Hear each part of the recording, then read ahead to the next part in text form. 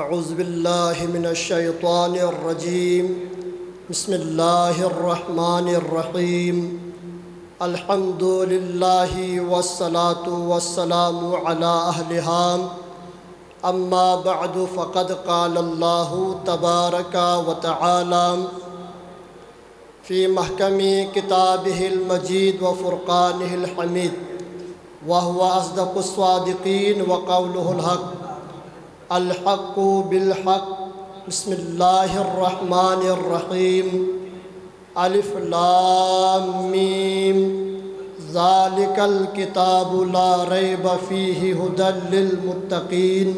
صلوات پڑھیں محمد وآل محمد۔ بار دیگر بلندتر صلوات۔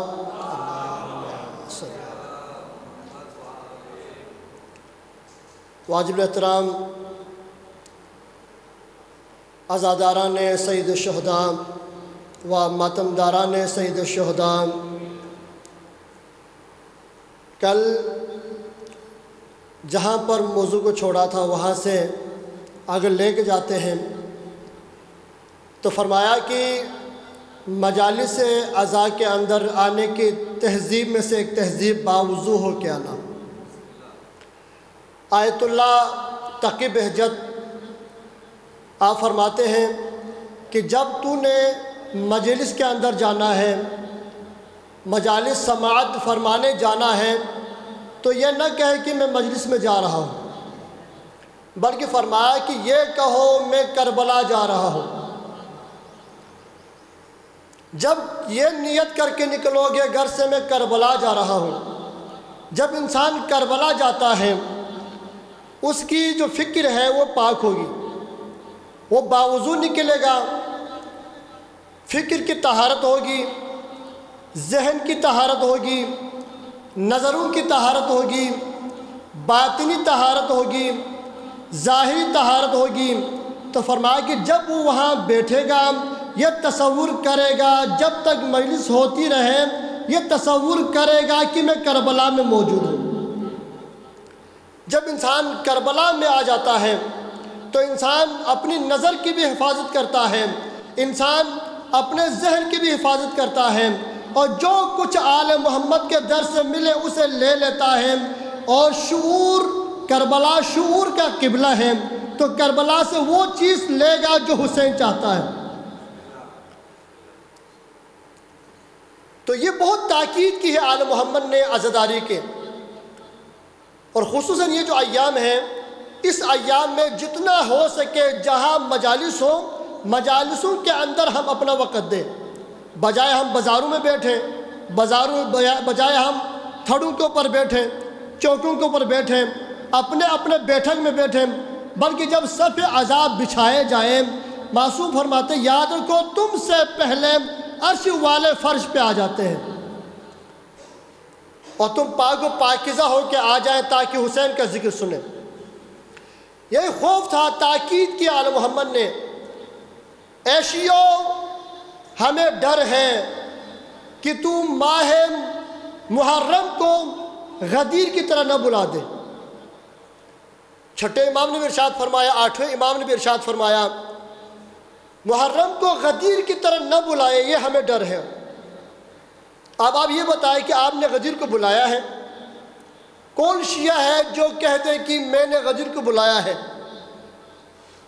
لیکن ہم سب کہتے ہیں کہ ہم نے غدیر کو نہیں بلایا، جہاں نبی پاک نے فرمایا کہ من کنت مولا فہذا علی مولا۔ لیکن امام فرماتے ہیں کہ اے شیعو ہمیں خوف ہے کہ تم محرم کو غدیر کی طرف بلاؤ گے۔ اس کا مطلب یہ ہے کہ ہم نے غدیر کو بلایا ہے، ہمیں غدیر یاد، صرف غدیر یاد ہے، لیکن غدیر پر ہمیں شعور نہیں ہے، ہم غدیر کو ایسے مناتے نہیں ہیں جس طرح منانے کا حق ہے۔ سب سے بڑی عید کا نام عید غدیر ہے۔ ولایت علی کے تو ہم پرچار کرتے ہیں، ہم کہتے ہیں کہ مجھ سے زیادہ ولایت علی کا اقرار کرنے والا کوئی نہیں ہے، لیکن جب غدیر پہ آ جاتا ہے ہمیں معلوم نہیں کہ غدیر کا دن کون سا ہے۔ تو غدیر کو ہم نے بلایا ہوا ہے. اس غدیر کو چاہے کہ ہم زندہ کریں، ہر گھر میں غدیر منائیں، ہر محلے میں غدیر منائیں، ایسا جشن ہو جس سے ہمیں معلوم ہو جائے کہ ولایت علی ہے کیا چیز. نبی پاک نے اعلان کر کے فرمایا کہ من کنت مولا فہذا علی مولا. یہ حدیث غدیر صرف حدیث غدیر یاد نہ ہو بلکہ اس کا فلسفہ ہمیں یاد ہو. اللہ کے نبی نے یعنی غدیر کے مقام پر 1.25 لاکھ حاجیوں کے سامنے آپ نے فرمایا کہ من کنت مولا فہذا علی مولا، جس کا میں مولا اس کا علی مولا. اگر غدیر کو نہ بلاتے امت تو یقیناً کربلا برپا نہ ہوتی. اگر کربلا برپا ہو گئی ہے تو اس وجہ سے ہو گئی ہے کہ ہم نے غدیر کو بلایا ہے. ہم نے غدیر کو بلایا ہے. تو غدیر ایسے منائے، غدیر کے بعد عید مباہلہ ایسے منائے کسی کو پوچھنے کی ضرورت نہ ہو کہ تیرا تعلق کن سے ہے. بس یہی ہم کہہ دیں کہ ہمارا تعلق ان سے ہے جن کو اللہ کے نبی مباہلے میں لے کے گئے تھے، یعنی ہمارا تعلق ان کے ساتھ ہے. تو یہ غدیر، اس کو ایسے منا، سب سے بڑی عید ہے عید غدیر. اس عید غدیر کو منایا جائے، ایسے منائے جس طرح آج ہم محرم مناتے ہیں، ایسے غدیر منائیں. ہمارے بچوں کو معلوم نہیں کہ عید غدیر کیا چیز ہے. ہمارے بچوں کو بقرہ عید یاد ہے، عید الفطر یاد ہے، لیکن عید غدیر کیوں یاد نہیں ہے؟ حالانکہ بچے ایسے ہیں جن کو عبادت کا سلیقہ نہیں آتا، عبادت کے محور کے نہیں معلوم، لیکن پھر بھی عید الفطر اور عید الاضحیٰ کو بچے یاد رکھتے ہیں. کیا بچوں سے پوچھے بیٹا عید الفطر کا نام کیوں لیتے ہو؟ کیا اس لیے لیتا ہوں کہ میرے باپ نے عیدی دینی ہے. عید الاضحیٰ اس لیے کہ مجھے عیدی ملے گی. بس یہ لفظ عیدی کے لیے دونوں عیدوں کو یاد رکھے ہوئے ہیں. لیکن عزیزوں، یہ سب سے جو بڑی عید ہے، ہم کہتے ہیں بقرہ عید سب سے بڑی عید ہے. نہیں، اسلام کی جو سب سے بڑی عید ہے اس کے نام عید غدیر ہے. جب رمضان کے روزے مکمل ہوتے ہیں تو عید منائی جاتی ہے، اس عید کو کہتے ہیں عید الفطر. جب حج مکمل ہو تو عید منائی جاتی ہے، اس عید کا نام ہے عید الاضحیٰ. جب دین مکمل ہو تو جو عید منائی جاتی ہے اس کا نام عید غدیر ہے. اس عید غدیر کو اثراً و دوبارہ ہر محلے میں منانا چاہیے تاکہ ہمارے یہ بچے یاد رکھیں. تو میرے آقا فرماتے ہیں عید غدیر کے دن کم از کم عیدی دیں. ہم تو عیدی دیتے ہیں عید الفطر میں، عید الاضحیٰ میں، اس میں بھی دیں، لیکن عید غدیر کا دن اس کو سمجھے، غور کریں، اس کو پڑھیں کتابوں میں، علماء سے پوچھیں اس کے بارے میں. فرمایا کہ عید غدیر کے دن صدقہ دیں، عید غدیر کے دن اپنے بچوں کو عیدی دیں. جب بچوں کو عیدی دیں، کہا کہ مولا کتنا دیں؟ کم از کم 1 درہم دیں، 1 روپیہ دیں. کہا کہ مولا بچے کیا کہیں گے؟ آج تو 50 کو بچے نظر انداز کرتے ہیں، اگر ہم 1 درہم دے دیں. میرے آقا فرماتے ہیں کم از کم تو 1 درہم دو، 1 درہم دو، 1 روپیہ دو. یاد رکھو، جو لکھنے والا فرشتہ 1 درہم نہیں لکھے گا، 1 روپیہ نہیں لکھے گا، بلکہ اللہ خود کہے گا یعنی فرشتوں، آج اس نے 1 روپیہ خرچ کیا ہے، علی کی ولایت کی وجہ سے تو 1 روپیہ نہ لکھو بلکہ تو لکھو 2 لاکھ روپیہ خرچ کیا ہے. پھر فرمایا کہ جب عید غدیر ہو کھانا پکا گھر میں، مومن کو دعوت دو. کم از کم سب کو دعوت نہیں دے سکتے ہیں، کم از کم ایک مومن کی دعوت کریں. اس مومن کو گھر بلائے، کھانا کھلائیں.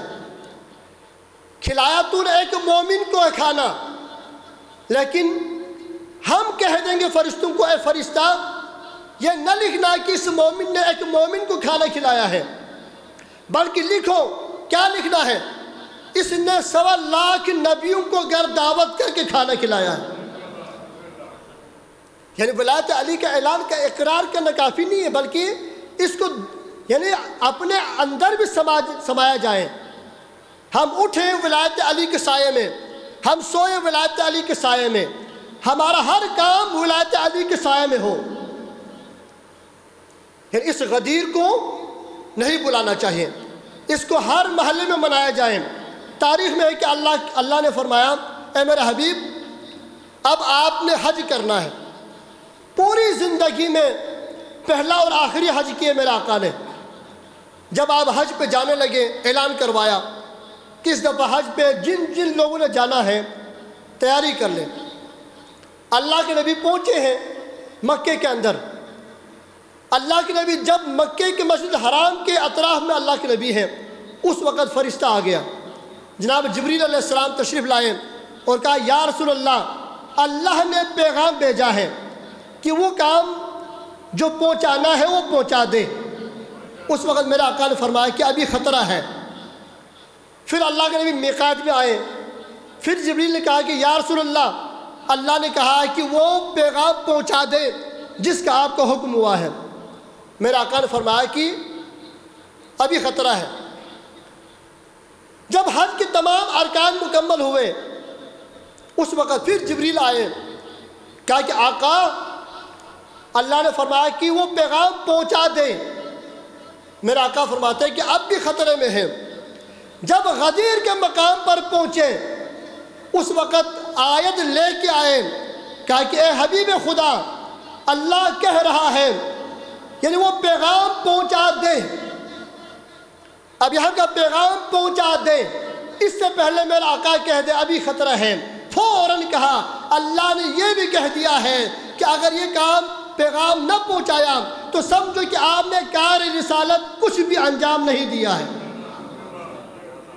اب آپ اندازہ کریں جب یہ پیغام نہ پہنچائے، رسالت کا کام انجام نہیں دیا، اگر ہم عید غدیر نہ منائے تو ہم نے کیا کیا؟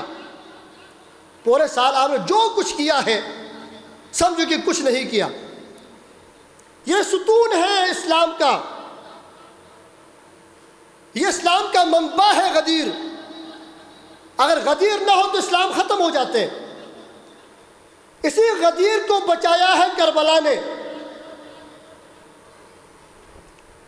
اللہ کے نبی جب پہنچے ہیں اب غدیر میں اس وقت کہا کہ اے حبیب جو آگے بڑے ہیں ان کو واپس بلا دے اور جو پیچھے رہ گئے ہیں ان کا انتظار کریں۔ یعنی کربلا میں اللہ کے نبی ایک نقطے پہ کھڑے ہیں، اس نقطے کو نام دے ولایت علی۔ جو آگے بڑھے ہیں وہ کون لوگ ہیں، جو پیچھے رہ گئے وہ کون لوگ ہیں۔ اس دور میں مثال دیں، تین طبقات۔ پہلا طبقہ وہ ہے جو غالی، وہ نصیری، جو علی سے بڑھ کے آگے نکلے، اور ایک طبقہ ہے ناصبی جو آل محمد سے دشمنی رکھتے ہیں، یعنی وہ کیا ہے علی سے پیچھے۔ اور ایک طبقہ یہ ہے کہ جو علی کے ساتھ ہے، رسول کے ساتھ ہے۔ کہا جو آگے بڑھے ہیں ان کو واپس بلاؤ اور جو پیچھے رہ گئے ان کا انتظار کرو۔ اللہ چاہتا یہ ہے کہ پوری انسانیت علی کی ولایت میں جمع ہو جائے۔ اسی لیے میرا آقا فرماتے ہیں اگر تمام انسان علی کی ولایت پہ جمع ہوتے تو اللہ کی ذات جہنم کو خلق نہ کرتا۔ یعنی غدیر ایک جگہ پہ جمع ہو جانا، یعنی ولایت علی پہ جمع ہو جانا۔ اللہ برداشت نہیں کرتا ناصبیوں کو، اللہ برداشت نہیں کرتا مشرکوں کو، اللہ برداشت نہیں کرتا غالیوں کو۔ اللہ اسے برداشت کرتا ہے جو رسول کا مطیع ہو، جو علی کا مطیع ہو، اطاعت گزار ہو۔ اب جب غدیر میں پہنچے ہیں، جو آگے بڑھے تھے ان کو واپس بلایا گیا، جو پیچھے رہ گئے ان کا انتظار کیا گیا۔ جب سب جمع ہو گئے کہا کہ اے آقا ہم تو بہت دور پہنچے تھے، آپ کے حکم سے ہم واپس آ گئے ہیں۔ آقا کیا بات ہے؟ کہا کہ اب اللہ کا پیغام پہنچانا ہے۔ یعنی باتیں بہت زیادہ ہو رہی تھی، کوئی کچھ کہہ رہے تھے، کوئی کچھ کہہ رہے تھے، لیکن میرے آقا نے فرمایا ابھی یہاں پر منبر تیار کرو۔ پہلے میں کہوں گا اے آقا اگر آپ انہی حاجیوں سے کہہ دیں جو منبر مکے کے اندر تیار تھے اسی کو منگواتے، اے آقا آپ کے پاس تو فخر ہے، عاصم بن برخیہ ہے، اسے کہہ دے تو مدینہ کا منبر بھی آ سکتا ہے۔ تو یقیناً میرا آقا فرماتے یاد رکھو، منبر جو مدینہ میں ہے، منبر جو کوفے کے اندر ہے، منبر جو مکے کے اندر ہے، اس منبر پر اور اس منبر میں بڑا فرق ہے۔ اس منبر پر جو بھی آ جائے میں برداشت کر سکتا ہوں، لیکن یہ جو منبر یہاں پہ بنوایا جا رہا ہے، یہ منبر، اس منبر پر یا میں آ سکتا ہوں یا میرا بھائی علی بن ابی طالب آ سکتے ہیں۔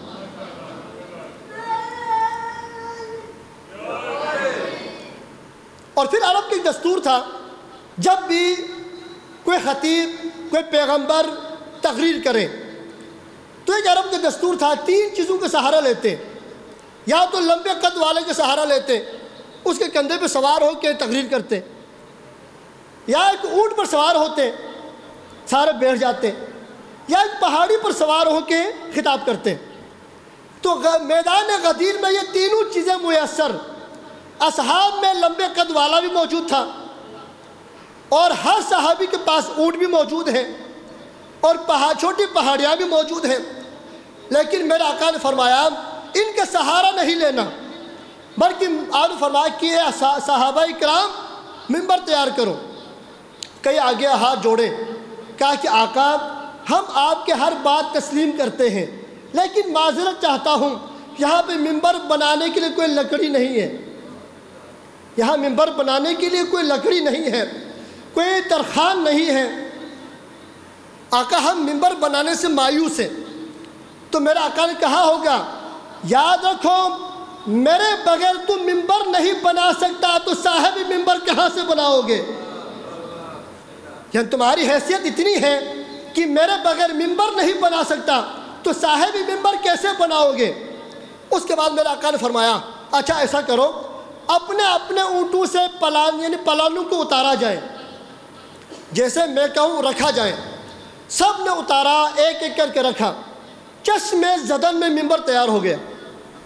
کسی نے کہا واہ واہ یا رسول اللہ کیا بات ہے، چشم زدن میں منبر تیار ہو گیا۔ میرے آقا نے فرمایا جو اصول میں نے دیا اسی اصول پر تو نے منبر بنایا تو منبر بن گیا، اور جو اصول میں دے دوں اسی اصول پر تم عمل کرو گے تو صاحب منبر بھی مل جائے گا۔ اب اس کے بعد میرے آقا نے خطبہ شروع کیا۔ خطبہ شروع کرنے سے پہلے ایک کام کیا، کہا کہ دور دراز جو جھاڑیاں ہیں کہا کہ ان کو کاٹا جائے۔ اب بیچارے حاجی آگے سر گنجے ہیں سب کے، ابھی بال اگے نہیں ہیں، پھر بھی جو چھوٹے چھوٹے درخت تھے سب کو کٹوایا، کہا کہ تاکہ کوئی وہاں جا کے آرام نہ کرے، بعد میں یہ اعتراض نہ کریں رسول تو اعلان کر رہے تھے ہم سو رہے تھے۔ تو سورج کی دھوپ کی تپش بہت زیادہ تھی غدیر میں، لیکن وہ ایک طرف، لیکن سب سے زیادہ جس کا ولولہ تھا وہ علی کے فضائل کا ولولہ تھا۔ اب میرے آقا نے خطبہ دینے کے بعد سب سے کہا بتاؤ تمہارے جانوں پر، تمہارے مالوں پر تم سے زیادہ میں حق کا تصرف رکھتا ہوں یا نہیں رکھتا ہوں؟ سب نے کہا بلا یا رسول اللہ۔ اس کے بعد میرے آقا نے مولا علی علیہ السلام کو بلایا۔ اب ہم کہتے ہیں تاریخ میں ذاکر مولوی بیان کرتے ہیں کہ اللہ کے نبی نے مولا علی کا ہاتھ بلند کیا۔ یہ تصویریں آپ نے دیکھی ہے سوشل میڈیا میں، ایک صاحب یہاں پر ایک یہاں پر ہاتھ بلند کر کے کہا، ایسے نہیں ہے، یعنی ایسے یہ خیالی ہے، بلکہ بزرگ علماء فرماتے ہیں مولا علی کو بلایا سامنے، مولا علی کے رخ ہے عوام کی طرف، اور عوام کی طرف مولا علی کے رخ ہے، نبی پاک نے دونوں ہاتھوں کو بلند کر کے ایسے بلند کیا علی نظر آئے نبی نظر نہ آئے۔ اب فرمایا کہ دیکھو جاتی نبوت امامت دکھاتے جا رہی ہے، کہا یا رسول لوگوں سنو من کنت مولا فہذا علی مولا، جس کا میں مولا اس کا میرے بعد علی مرتضی مولا۔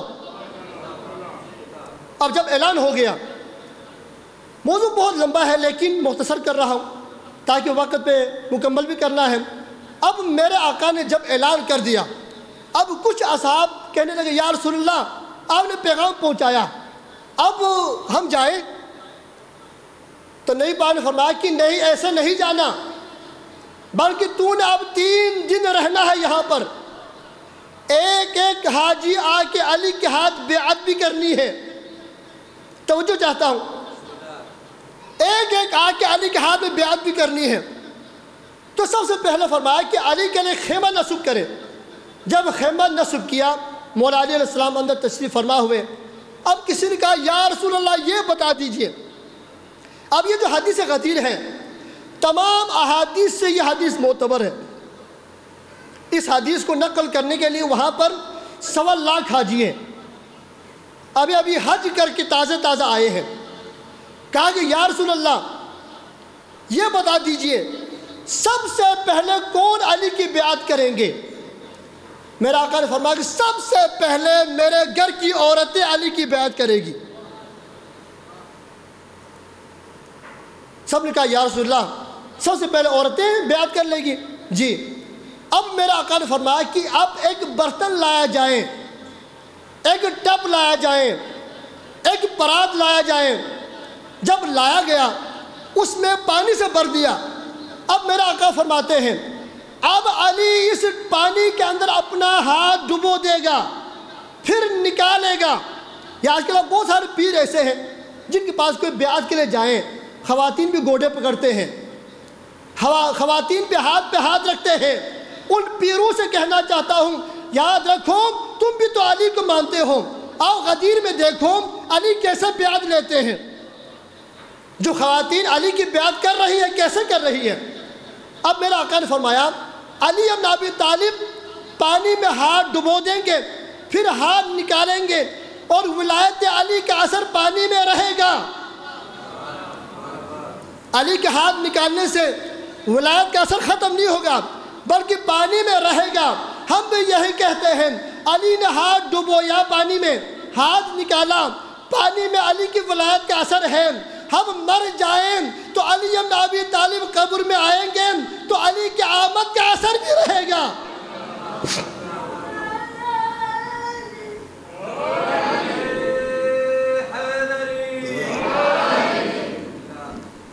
اب شروع کیے بیعت کرنا۔ اب مولا علی نے ہاتھ ڈبو کے ہاتھ نکالے، اور ہر خواتین، ہر عورت جو نبی کے گھر سے شروع ہوئے، ہر ایک نے پانی کے اوپر اپنا ہاتھ رکھ کے علی کی بیعت کی۔ جب تمام خواتین نے بیعت کر لی، اس کے بعد مولا علی نے مڑ کے کہا خبردار جن جن عورتوں نے علی کی بیعت کی ہے، جب بھی جہاں بھی بیعت توڑے گی یاد رکھو علی کی ذات اس کی شفاعت نہیں کروں گا، میں علی اس کی شفاعت نہیں کروں گا۔ اس کے بعد کسی نے کہا یا رسول اللہ اب کون بیعت کریں گے مردوں میں سے، اب کون بیعت کریں گے مردوں میں سے؟ تو میرا آقا نے فرمایا سب سے پہلے جناب ابوبکر صدیق بیعت کریں گے۔ اب آپ حضرت آگے آئے اور مولا علی علیہ السلام کے بیعت شروع کرنے لگے۔ اب جب مولا علی علیہ السلام آئے، ممبر پہ ہے مولا ایسے بیٹھے۔ اب بیعت کیسے لیتے ہیں؟ ایسے مولا بیٹھے۔ بیعت علی کی بیعت کرنے والوں نے کہا کہ یا علی آپ کیسے بیٹھے ہیں؟ آپ کو تو ایسے بیٹھنا چاہیے تاکہ ہم آپ کے ہاتھ پر ہاتھ رکھ کے جائیں۔ توجہ چاہتا ہوں۔ تو میرا آقا نے فرمایا کہ میں بیعت لے تھوڑی رہا ہوں، جو بیعت لے وہ ایسے بیٹھے گا۔ میں سمجھاتا ہوں تاکہ آپ اس منظر پہ آ سکیں۔ جب آپ کسی کو 5 روپیہ دیں، 5 روپیہ لینے والے کا ہاتھ نیچے ہوتا ہے، 5 روپیہ دینے والے کا ہاتھ اوپر ہوتا ہے۔ تو مولانا نے فرمایا کہ میں تم سے بیعت لے نہیں رہا، تم میرے بیعت کر رہے ہو، تو میں تو ایسے بیعت لیتا ہوں جس سے بھی لوں۔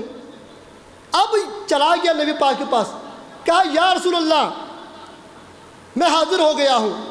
کہا کہ کر لی علی کی بیعت؟ کہا یا رسول کیسے بیعت کرتے ہیں؟ علی اپنے ہاتھ ایسے رکھا ہوا ہے، ایسے تو ہم نے کبھی دیکھا نہیں بیعت لیتے ہوئے، بیعت کرتے ہوئے۔ یا رسول ماجرا کیا ہے؟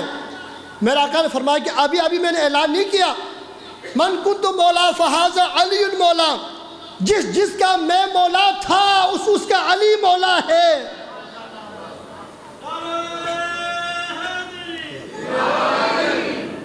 اب یہاں پہ ہم کہتے ہیں جس چیز کا میں مولا اس کا علی مولا، یعنی اصل ترجمہ بنتا ہے جس چیز کا میں مولا تھا اس کا علی مولا ہے۔ یہ تھا کیوں؟ ابھی نہیں ہے۔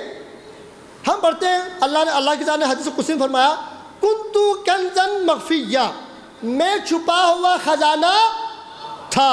ہم یہ نہیں کہتے خزانہ ہے، چھپا ہوا خزانہ تھا۔ اب اس کا ترجمہ بھی ایسا بنے گا کہ جس کا میں مولا تھا اس کا علی مولا ہے۔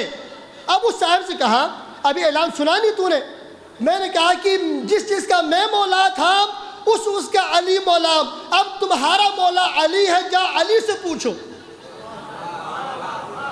علی سے پوچھو کہ کیسے بیٹھے ہو۔ جب آ کے مولا سے کہا کہ یا علی ماجرا کیا ہے، آپ کا ہاتھ ایسے ہیں؟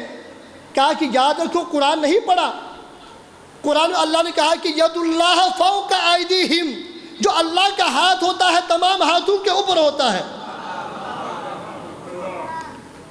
نبی پاک نے کہا نہیں علی کا ہاتھ اللہ کا ہاتھ ہے، اور قرآن میں اللہ نے فرمایا کہ اے میرے حبیب جو بھی تیری بیعت کرے گا سمجھو کہ تیری نہیں بلکہ میری بیعت کر رہا ہے۔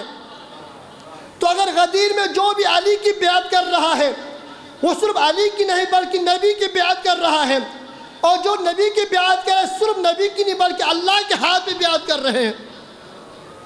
اب میرے آقا نے اعلان کیا، اب اس کے بعد جب کہا 3 دن رکنا ہے، 1.25 لاکھ حاجیوں سے بیعت لینی ہے، 1.25 لاکھ حاجیوں سے۔ کسی نے کہا یا رسول اللہ ہمارے پاس جو خرچات ختم ہو گئے، اب ہم 3 دن کیسے گزارا کرو گے؟ آپ نے فرمایا کوئی بات نہیں، ہمارے پاس سارا انتظام ہے۔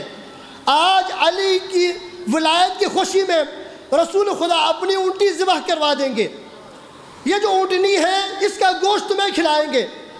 کہا یا رسول اللہ مجمع بہت زیادہ ہے، 1.25 لاکھ حاجی ہیں، ایک اونٹی سے کیا بنے گا؟ کیا تم دعوت ذو العشرہ کو بھول گیا؟ دعوت ذو العشرہ میں کھانا تھوڑا تھا، کھانا کھانے والے بہت تھے، لیکن اللہ نے ان میں اتنا برکت ڈالا۔ جب وہاں بھی برکت اللہ نے ڈالا ہے تو ادھر بھی اللہ کی قدرت سے برکت آ جائے گی۔ تم کھانے کی فکر نہ کریں، جتنا کھانا چاہے تمہیں کھانا مل جائے گا۔ اب ہر جگہ پہ خوشی ہے، ہر کوئی کہہ رہا ہے کہ یا علی آپ کو مبارک ہو، آپ کو مبارک ہو، آپ میرے بھی مولا ہیں، آپ مومنین کے بھی مولا ہیں، آپ مومنات کے بھی مولا ہیں، اور آپ میرے بھی مولا ہیں، آپ کو مبارک ہو، آپ کو مبارک ہو۔ ہر کوئی مبارکبادی دے رہے ہیں۔ اب اس کے بعد غدیر سے لوگ چلے گئے، 70 دن میں غدیر کو بلا دیا۔ اب یہاں پہ اعلان ہوا جب مولا علی خیمے سے باہر نکلے تو خیمے کے باہر ابو ذر، مقداد، سلمان رو رہے ہیں۔ مولا علی سے باہر آ کے کہا کہ سب خوش ہیں، تم کیوں روتے ہو؟ جو اندر سے ناراض ہے وہ کم از کم چہرے سے خوشی ظاہر کر رہا ہے، لیکن تم ناراض کیوں ہو، رو کیوں رہے ہو؟ کہا کہ آقا کیا بتائیں، آج اس اعلان سے جو آپ کا چھپا ہوا دشمن تھا وہ ظاہر ہو جائے گا، جو آپ کا چھپا ہوا دشمن تھا وہ ظاہر ہو جائے گا۔ اب میرے عزیزوں آئے اللہ کے نبی مدینے کے اندر آ گئے، سارے حاجی مدینے کے اندر آ گئے، 70 دن کے اندر غدیر کو بلایا دیا۔ اسی لیے معصوم روز تاکید کرتے ہیں محرم کو ایسے نہ بلانا جیسے غدیر کو بلایا تھا۔ اسی لیے میں بھی تاکید کرتا ہوں محرم کی طرح غدیر کو منایا جائیں، بہترین انداز میں غدیر کو منائیں، بچوں کو عیدی دیں، ایسے منائیں بچے خود پوچھیں بابا وہ عید غدیر کب آئے گی۔ یہ حق بنتا ہے ولایت علی کا۔ تو ہمارے ممبر سے باتیں بہت ہوتی ہیں، کہتے ہیں کہ فلان غالی ہے، فلان مقصر ہے۔ یہ مقصر ہوتا کون ہے؟ میں کہہ رہا ہوں کہ مقصر سارے ہیں، سارے مقصر ہیں۔ کیوں مقصر ہیں؟ ہم نے ایک چیز بیان نہیں کرے ممبر پہ، ایک ہے ولایت تکوینی، ایک ہے ولایت تشریعی۔ علی کے چاہنے والے سنیں غور سے توجہ کے ساتھ۔ ولایت تکوینی کہتے کسے؟ یعنی سورج کو پلٹایا مولا نے، چاند کو 2 ٹکڑے کیے، یہ ولادت تکوینی ہے۔ کسی کو اولاد نہ ہو، مولا عباس کے علم کے نیچے آ کے علم پاک پکڑ کر اللہ کے بارگاہ میں عباس علمدار کو وسیلے میں دے کے بیٹا طلب کرے، اللہ بیٹا دے عباس کے صدقے میں، یہ ولادت تکوینی ہے۔ ولادت تشریعی کیا ہے؟ ولادت تشریعی، آپ کو بیٹا دیا اللہ نے علم کے نیچے آنے پر، وہ بیٹا جوان ہو گیا، یعنی یہ جو موضوع بتا رہا ہوں یہ منبر پر بیان نہیں ہوتا، ویسے تہمت لگاتے ہیں۔ اب وہ بیٹا جوان ہو گیا، وہ بیٹا پڑھنا ہے بیٹے نے، وہ بیٹا سکول جانا ہے۔ بتاؤ علی کے ولادت کا اقرار کرنے والے، تم نے بچہ تو لیا عباس سے، تم نے بچہ تو لیا علی سے، اس بچے کی تربیت کہاں کر رہے ہو؟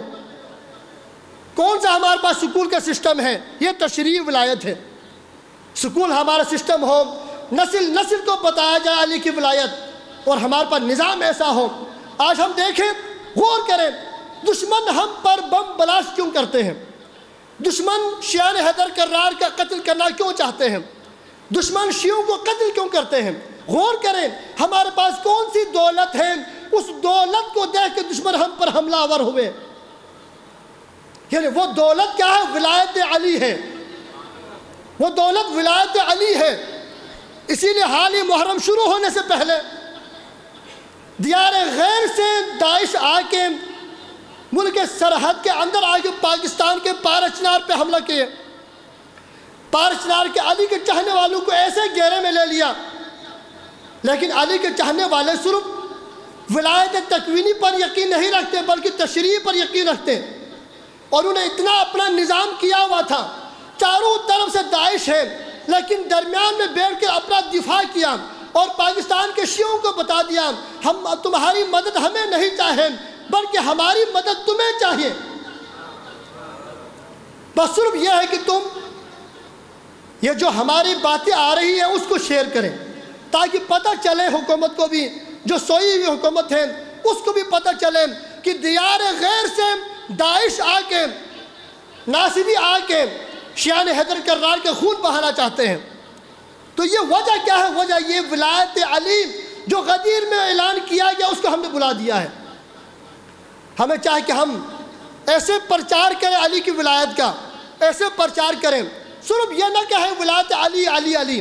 تاریخ میں ہے کہ میرے آقا فرماتے ہیں جب قیامت کے دن ہوگا، میدان محشر ہوگا، میدان محشر میں کل انسانیت ایک طرف ہوں گے اور ایک طرف اللہ کے نبی اپنے تمام جانشین کے ساتھ کھڑے ہوں گے، اور اللہ کے نبی منبر پر صعود ہوں گے اور پرچم اسلام مولا علی کے ہاتھ ہوں گے، اور اس وقت یکدم مولا علی علیہ السلام اس پرچم کو اپنے بیٹے حسن کو تھما کے درمیان میں جائیں گے، اور درمیان میں جا کے کہیں گے یا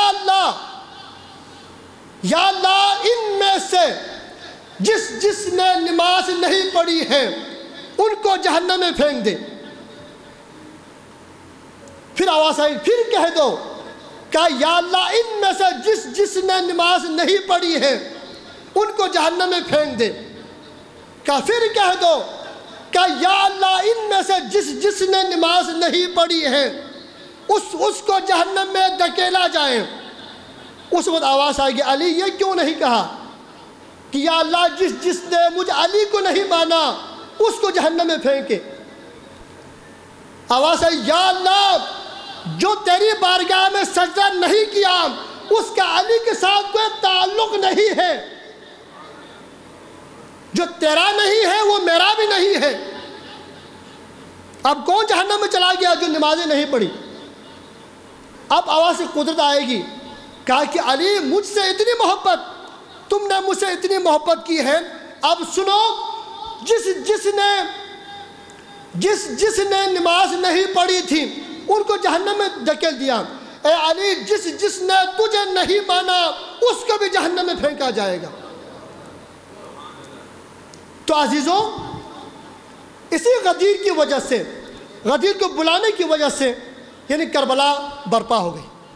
آج 2 محرم ہے، کربلا میں آپ اور میرے مولا پہنچ چکے ہیں۔ یک لمحہ ایسا آتا ہے کہ جب آپ اور میرے مولا کربلا میں پہنچے، جو رہوار تھے اس نے قدم آگے بڑھانے سے انکار کیا۔ مولا نے کہا عباس یہ جو رہوار ہے یہ آگے نہیں بڑھتا۔ مولا عباس نے فرمایا کہ آقا شاید رہوار پیاسا ہے، تھکا ہوا ہے۔ مولا عباس نے 7 مرتبہ رہوار تبدیل کیے، 7 مرتبہ جانور تبدیل کیے، لیکن تمام جانوروں نے آگے بڑھنے سے انکار کیا۔ تو 2 جگہ پہ رہوار رکے ہیں عزیزداروں، ایک 2 محرم کو، ایک جب مولا حسین خیام سے اجازت آخری وداع کر کے جب جا رہے تھے تو بھی وہاں پہ رہوار رکے۔ میرے آقا نے فرمایا اے رہوار اب چند لمحے کی بات ہے، مجھے مقتل گاہ تک پہنچا دیں۔ اس وقت رہوار نے سر کا اشارہ کیا۔ آپ اور میرے مولا زین سے زمین پر اترے، کیا دیکھتا ہے؟ چھوٹی سکینہ، سینے پہ سونے والی سکینہ، یعنی گھوڑے کے ٹانگوں کو پکڑ کے کہہ رہی ہے اے گھوڑا نہ لے جا میرے بابے کو، جو صبح سے لے کے گئے واپس نہیں آئے، نہ چچا عباس واپس آئے، نہ بھیا علی اکبر واپس آئے، نہ قاسم واپس آئے، اے رہوار میرے بابے کو نہ لے جاؤ۔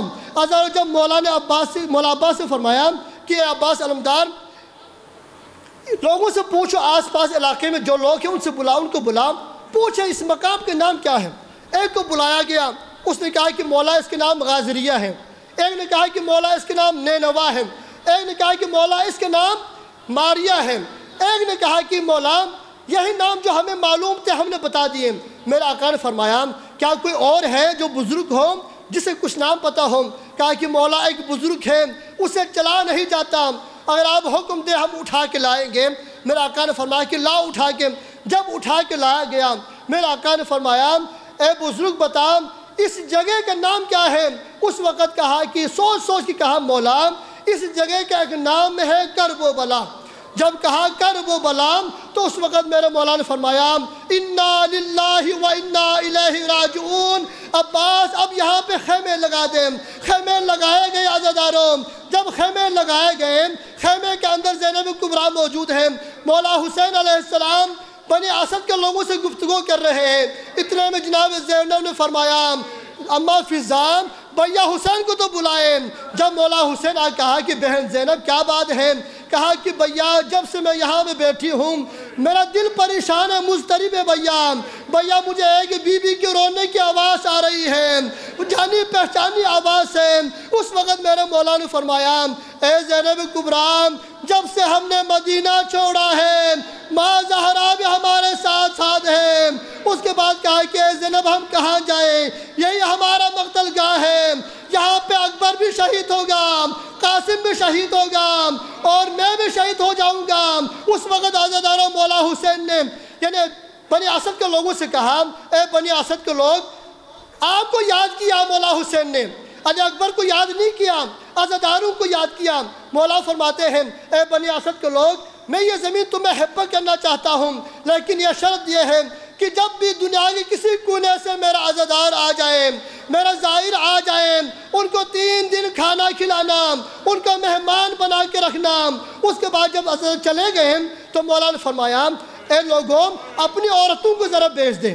جب خواتین آ گئی مولا نے فرمایا اے بیویوں اگر تمہارا مرد یزیدیت سے یعنی ابن معاویہ سے ڈر کر، یزید سے ڈر کر، آل زیاد سے ڈر کر تو ہمیں دفن نہ کریں تو کم از کم تم پانی کے بہانے سے آ جانا اور ہمیں دفن کر دینا، کچھ مٹی اٹھا کے ڈالنا۔ اس کے بعد جب خواتین سے کہا اے خواتین آپ جائیں اپنے چھوٹے بچوں کو ذرا بھیجنا۔ چھوٹے بچے آ گئے، مولا نے فرمایا اے بچوں تمہاری طرح میرا بھی 6 ماہ بیٹا علی اصغر ہے، تمہاری طرح میری ایک بیٹی سکینہ ہے۔ اے بچوں 11 محرم کو یہاں پہ ہماری لاشیں بکھرے ہوں گے، کم از کم تمہارے ماں باپ نہ آ جائیں، کم از کم تم کھیل کے بہانے آ جانا، ایک مٹھی پر کے مٹی ہمارے اوپر ڈال دینا، تمہارا کھیل ہوگا ہم دفن ہو جائیں گے۔ اللہ لعنت اللہ علی القوم الظالمین۔